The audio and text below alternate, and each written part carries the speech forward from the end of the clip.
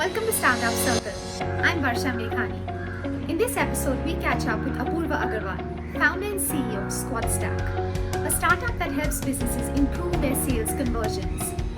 Think of it as a virtual call center that leverages AI to help businesses hyper-personalize the sales process for the end customer. Its clients include companies like Walmart, the Tata, Zomato, Delivery, and it recently raised $5 million in Series A funding led by Chiratae Ventures. Stay tuned for more.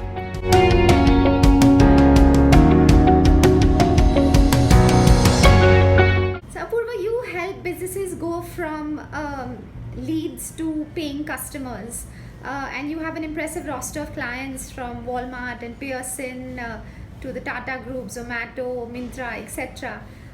So tell us, how do you go about helping businesses go from marketing to sales? We have been very excited about the idea of leveraging technology and AI, as we keep hearing this buzzword, right? But in very practical ways, right? Because as engineers, obviously, we get very excited about just the technology itself. But we have been very keen as a group to understand, okay, what could be the application of technology to impact consumers or businesses. And in this, one very interesting thing that we noticed was that if you look at any sales funnel, in a way, it's like a data pipeline, we call it. Like there are basically several steps in the funnel, right from when the lead is generated to how do you prioritize, which is more higher priority lead versus other leads, or how do you qualify it? Do you reach out to them over text or email or call? When you do reach out to them, what do you say to them, right? If it's Varsha versus Apurv, do you say different things or not? So there is like a whole step of like I would say series of decisions that you're taking in a sales funnel. But then we realized that when you are looking at broader consumer sales of expensive items, where there is there are things like homes, when someone is selling a home, or when someone's selling an insurance product or an educational product, where the complexity in that sales process and the cost or the price is high enough that it's not a pure digital sale, right? It's not something like buying a t-shirt online that I just click a button and buy it. So broadly, that industry we realized has not seen any technology, where people have been using very simple things like a CRM, which is like a database schema where you just store all your leads and things like that. But there's no intelligence being leveraged on top of that. That's where we get involved. So, how does this differ from a traditional BPO or a brick and mortar call center? Exactly. So it's very different from a brick and mortar call center, as you said it. I think the first component is the technology aspect of it as well, where we say that, okay, once a lead comes, then the world has become omni-channel, right? So Right. what I mean is that as a person, I am very bad with phone calls, I've noticed, but I'm really good with WhatsApp or text, right? Yeah. But in a very different way, my mom is very good with phone calls. Right? What I'm saying is that me as an individual and my mom as an individual are very different personalities. So we have to be treated. And again, if you see, marketing world has done this really well, right? So your Facebook feed or your Facebook ads look very different from mine. Yeah. But what has happened is that once a lead is generated, suddenly all the metadata that we created, that okay, this is Varsha, this is what she likes, etc. Suddenly we forget everything and we have a blanket response to everyone. We just directly try to call them. That's what we wanted to change. So step one was to build a platform that hyper personalizes the experience for the end customer. So let's say if you are a edtech company trying to sell to consumers, also all sorts of consumers, we will first like be able to enrich who this lead is and try to find as much information about them that's publicly available online.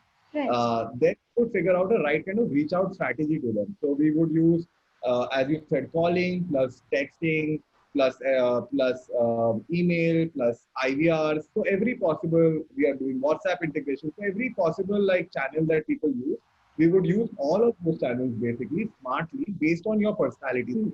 And then the third component, as you said, comes with virtual call center as well. So we Right. realized that calling is a huge part of the workflow, right? People do want to talk to someone. Right from day one when we built this with the very idea that distributed workforce, that there's a lot of high quality talent all over India. So as an example, let's say obviously we work with customers who have their own customers all over India, right? So let's say you are based in Karnataka, and as a small company or even a big company, it's very hard for me to have callers all over India, right? Who can understand different geographies, different accents, different languages. Yeah. But because we are basically kind of like Uber in supply, we have obviously people all over India. So Yeah. what we would do is we'll match a lead to a caller who are in a similar. So we match them a lot in several criteria, and location is also one. So if you're based in Bangalore, you will get some. You will be interacting with someone who is definitely based in Karnataka, actually, right? Yeah. And in fact, we primarily focus on this very interesting talent pool of stay-at-home moms. So we actually have 5,000 active stay-at-home moms who are highly qualified, are not able to work full day in a traditional office setup. Right? And this workforce, are they on your payroll, or are they temporary staff that you take on as and when a client or project demands? What we actually provide them as a platform and how they engage with us is basically like similar to what we call as on-demand economy. Similar to what an Uber driver would do. But here, obviously, they don't even need to get a car, right?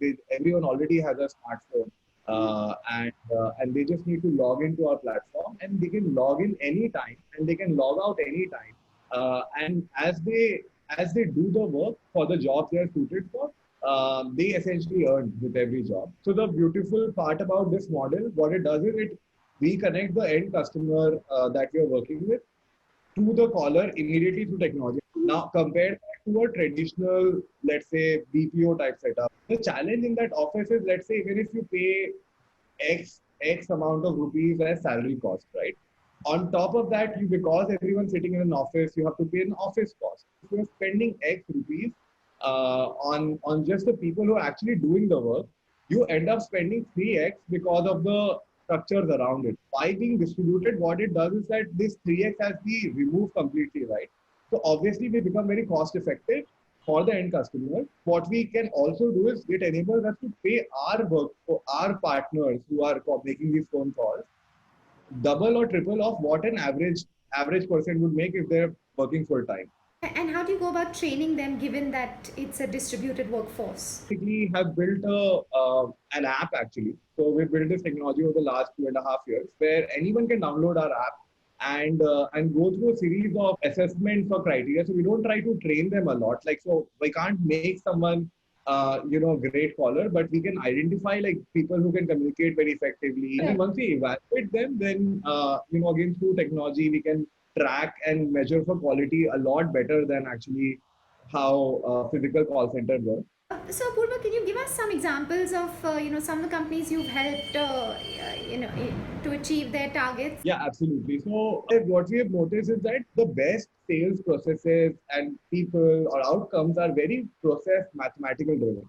So there's a very simple insight I'll give you. So when the lead is generated, right? So let's say you went to a website and you became a lead. There is an exponential decay of every minute that you delay in actually reaching out to the lead. So let's say Varsha became a lead. I'm an education company, and you became a lead. You're interested in learning coding. A lot of people are interested in that. So as soon as you become a lead, let's say you became a lead at 9 a.m. and then I have a call center that's logged, and let's say I reach out to you by next day 9 a.m. Right? At that point, so 24 hours actually is so bad delay as 24 hours doesn't sound a lot. That is a negative ROI. So what I mean is that if you actually reach out, there's almost no chance of you ever converting. And compare that to, like, let's say if I reach out within the first 10 minutes, which means as soon as you signed up, if I reach out to you first 10 minutes, the chances are 60 times higher than 24 hours. That is just one anecdote, right? And there are, again, as I was talking about, there are hundreds of these variables in the funnel. And how has COVID helped your business? Suddenly what happened is that a lot of the customers that we were working with overnight, they're obviously the call centers and these sales teams completely kind of shut down, right? Suddenly, like all the people was now all their employees were in suddenly remote cities and all over India. But thanks, because we have been doing this for 2.5, 3 years now, where we've built a whole technology to manage decentralized workforce of people. We were able to provide that technology as a solution even to teams that already had their workforce. So where they did not need our partners, we were able to deploy this technology and give them this technology to manage their own team members.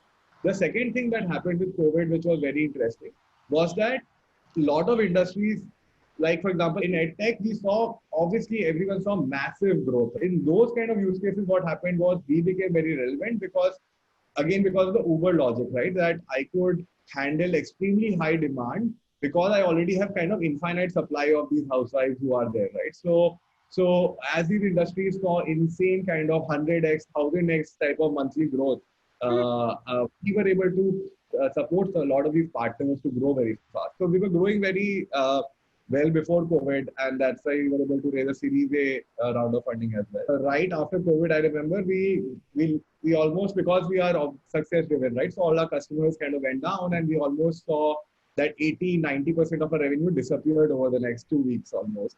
In early March. What has been very promising is that as of today, we are actually 2.5 times pre-COVID revenue. The fundraise that you just mentioned, you all raised $5 million in Series A funding. How do you plan to deploy the funds?